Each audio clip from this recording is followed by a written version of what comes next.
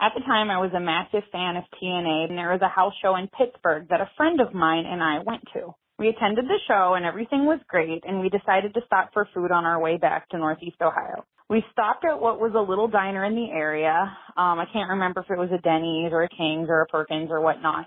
But we go inside, and it's pretty much empty except for one table in the back of the restaurant.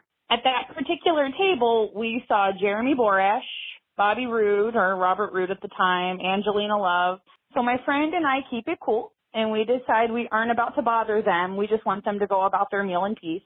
So we get sat a ways away from them. And now, mind you, since it's mid-2009, my friend and I had recently learned that wrestling Twitter was a thing in its beginnings. And being the big TNA fans we were, we followed pretty much everyone in the company at the time, including Jeremy Borash and various other people. So my friend reminds me of some of the tweets that JB sent out, in which he and some guys would go to restaurants after shows and randomly order bowls of oatmeal to be sent to random people that I presume he didn't know that were also in the restaurant. So my friend and I decide we're going to beat him to the punch this time.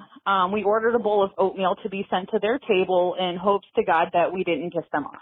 So we had already gotten our food when we decided to do this, and the waitress kind of smiles like, all right, whatever.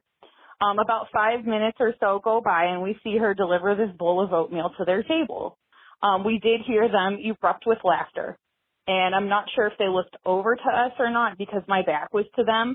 But the next thing you know, not even 5 minutes after that, a tall glass that was only halfway full of milk got delivered to our table. And so we were laughing too. That evening, we did get a Twitter shout out from JB online. So, hey, it was 2009. It was wrestling Twitter. JB had to be on wrestling Twitter. That was the content back then. Remember when Twitter was better than it was now? Back then, it was all jokes and fun, and now it's just promotion and Nazis. Well, unlike Nazis, that was a very cute story, and it worked out so well. I love when a plan comes together, right? I mean, all the cards came together perfectly. You knew of this thing that they like to do in a restaurant. They were in a restaurant, alone, perfect setup. It was set up. You knocked it down. What was up with the half-full glass?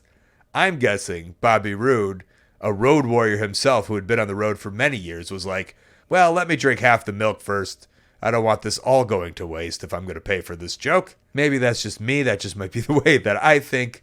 But I like to think that all wrestlers think like I do. Very fun story. Worked out perfectly. You nailed it. You nailed it.